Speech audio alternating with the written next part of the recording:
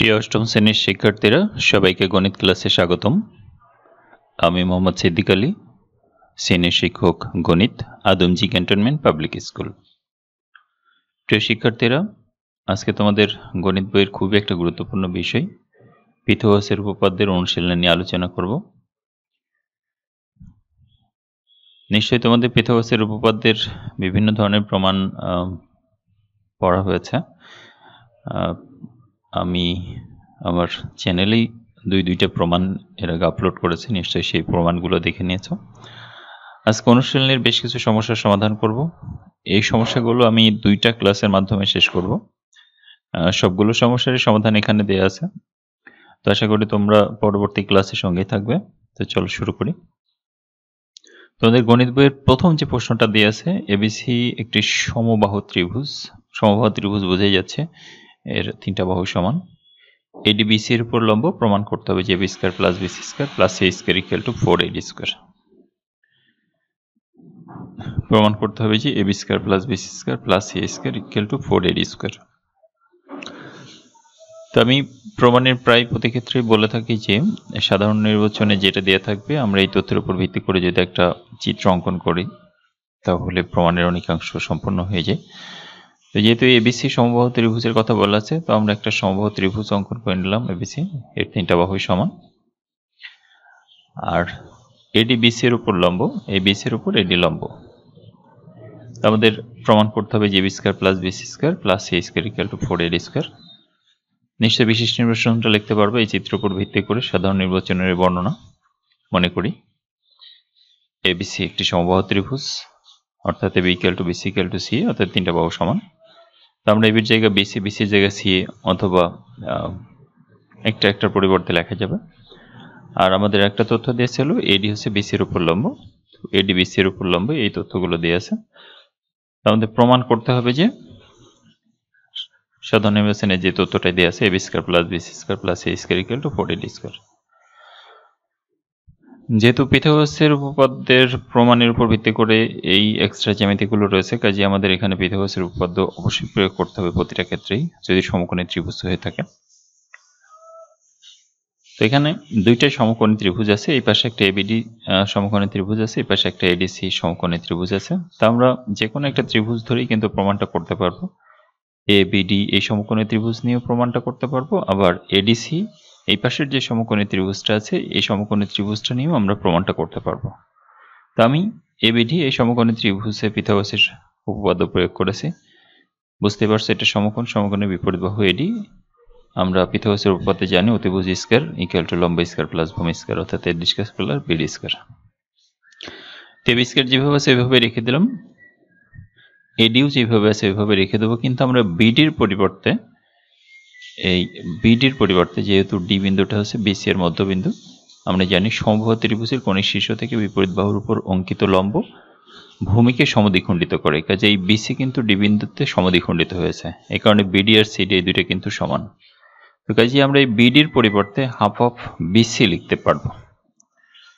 তো আমরা এই বিডির পরিবর্তে half of BC whole square করে দিলাম, যেহেতু বিডি স্কয়ার আছে। আমরা যদি এটাকে হোল স্কয়ার করি, আর এদিকে যেভাবে আছে এবি স্কয়ার এডি স্কয়ার যেভাবে আছে এভাবে রেখে দেবো, অর্থাৎ AB square equal to AD square ওইভাবে রেখে দিলাম। এখন এই হাফ অফ বিসি স্কয়ারের পরিবর্তে আমরা বিসি স্কয়ার বাই 4 লিখতে পারি, কারণ বিসি কে স্কয়ার করলে বিসি স্কয়ার আর এই 2 কে স্কয়ার করলে 4 হবে।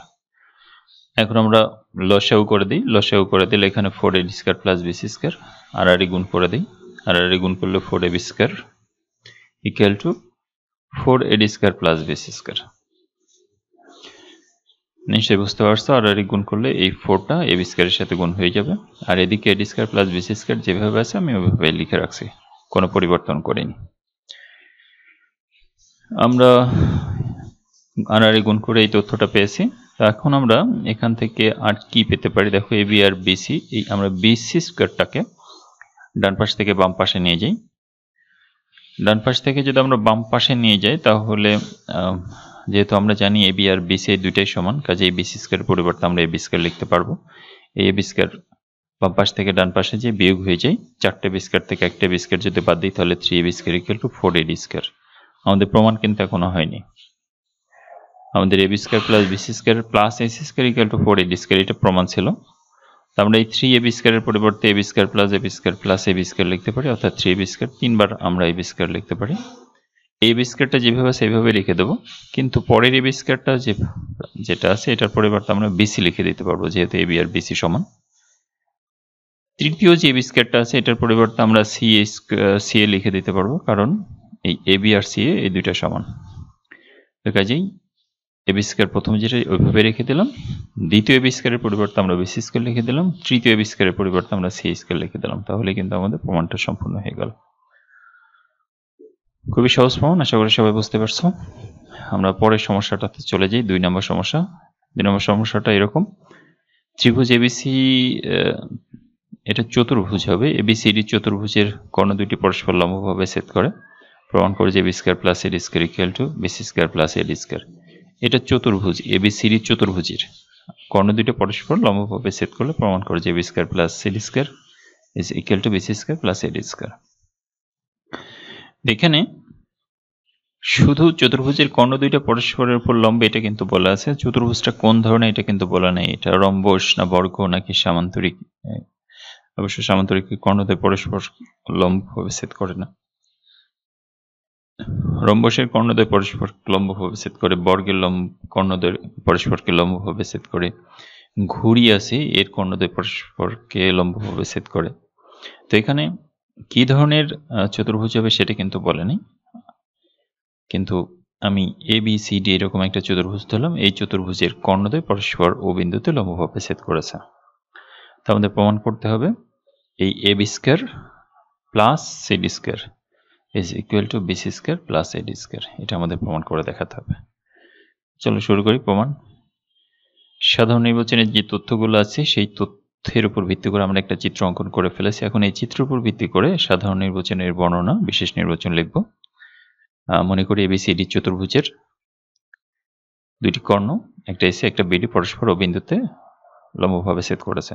তা আমাদের প্রমাণ করতে হবে যে AB square plus AD square is equal to BC square plus AD square, অর্থাৎ সাধারণ নির্বাচনে যে তথ্যগুলো আছে আমরা সেই তথ্যগুলো এখানে বিশেষ নির্বাচনে লিখে দিলাম।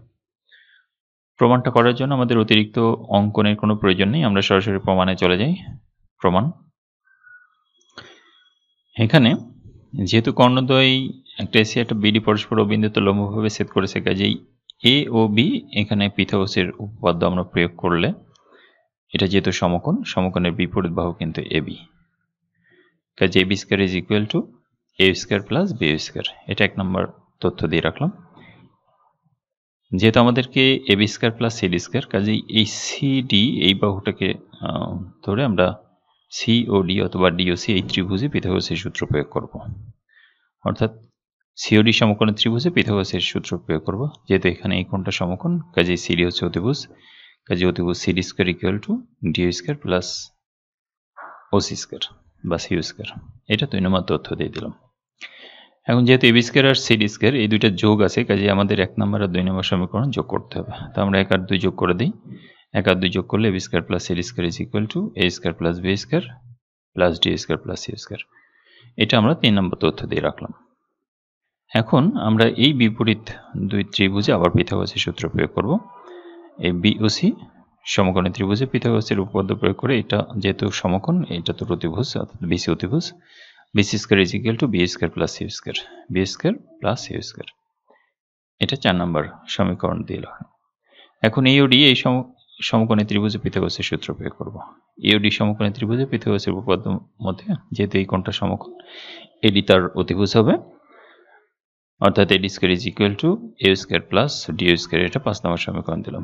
যেহেতু আমাদের প্রমাণ যেটা করতে বলেছে সেখানে BC square plus AD square আছে, অর্থাৎ এই বিসি আর এডি যদি যোগ করতে হয় তাহলে সমীকরণ 4 এবং 5 যোগ করতে হবে। তো আমরা সমীকরণ 4 ও 5 যোগ করে পাই BC square plus AD square is equal to B square plus C square plus A square plus D square. তো আমরা এইগুলো একটু যদি সাজিয়ে লিখি তাহলে দেখো 3 নম্বর তথ্যের সাথে একদম হুবহু মিলে যাবে।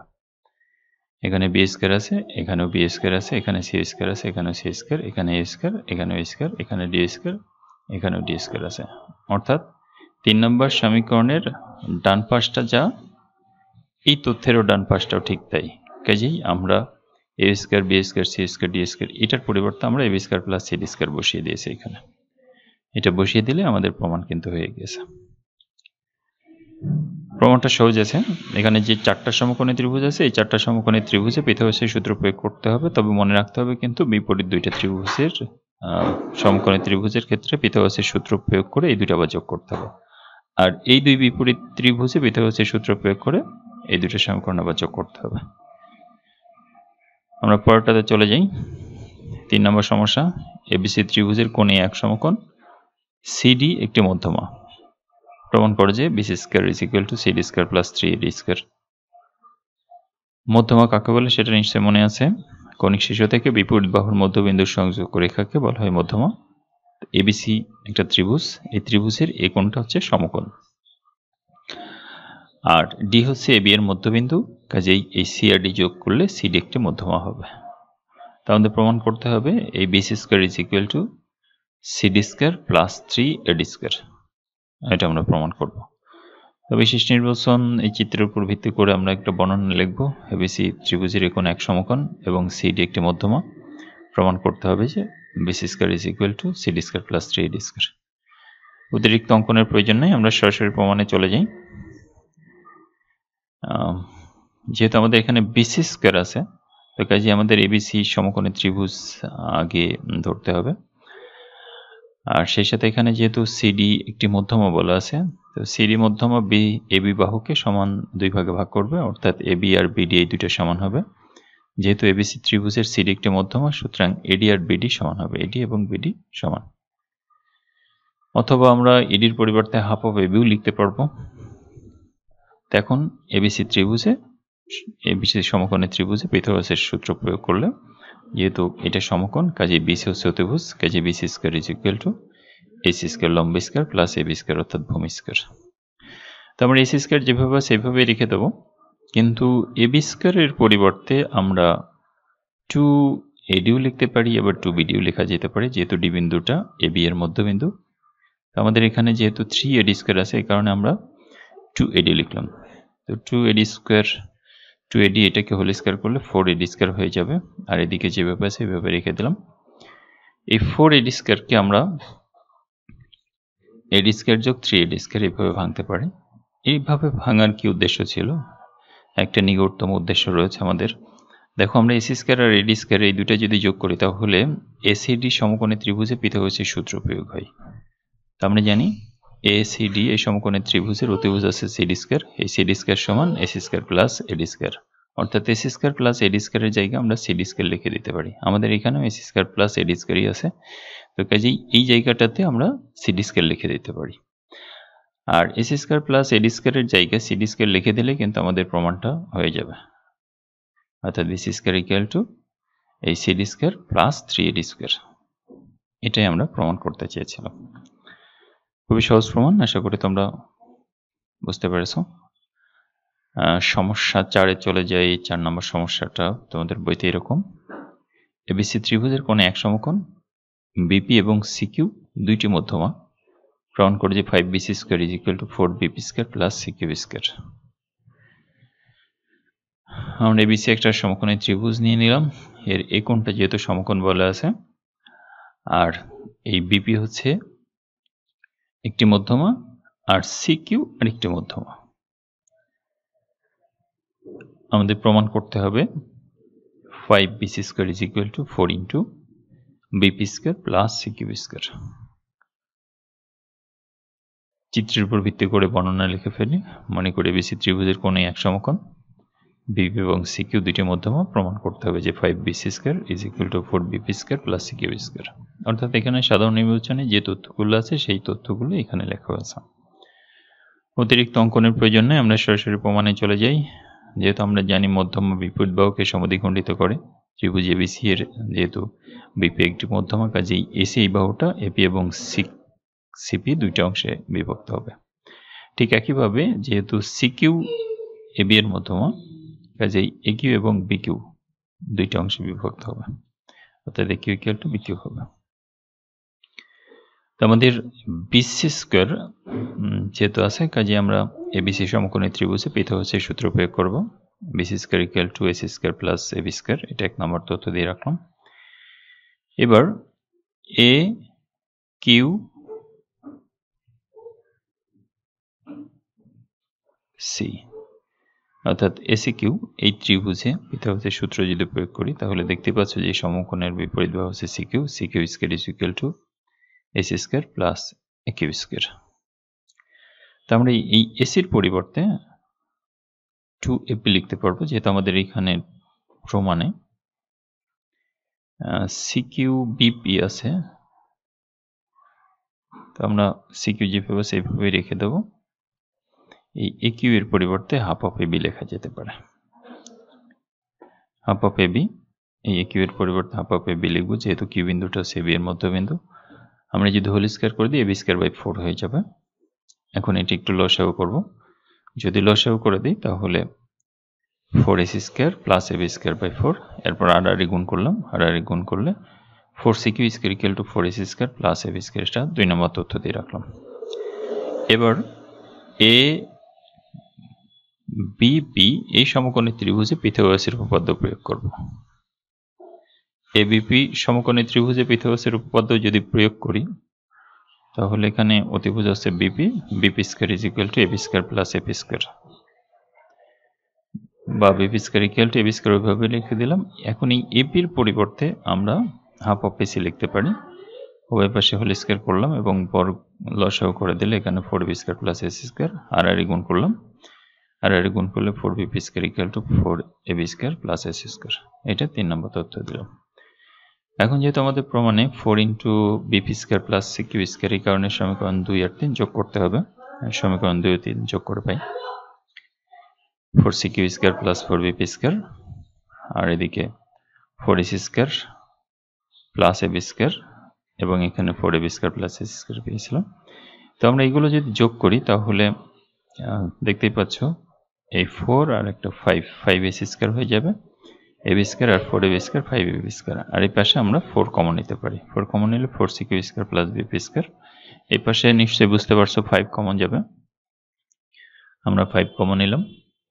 5 কমন নিলে AC square plus AB square, তো AC square plus AB square এটা সমান কিন্তু বিসি স্কয়ার, আমরা সমীকরণ একই বের করে রাখছি, কাজে আমরা এখানে বিসি স্কয়ার বসিয়ে দিলে আমাদের প্রমাণটা হয়ে গেল। আমরা পরবর্তী সমস্যাটাতে চলে যাই। প্রমাণ করো যে কোনো বর্গক্ষেত্রের কর্ণের উপর অঙ্কিত বর্গক্ষেত্রের ক্ষেত্রফল ওই বর্গক্ষেত্রের ক্ষেত্রফলের দ্বিগুণ। তো আমরা একটা বর্গক্ষেত্র অঙ্কন করে নিই। এর 4টা বাহু কিন্তু সমান, এবি বিসি সিডি এডি 4টা বাহু সমান।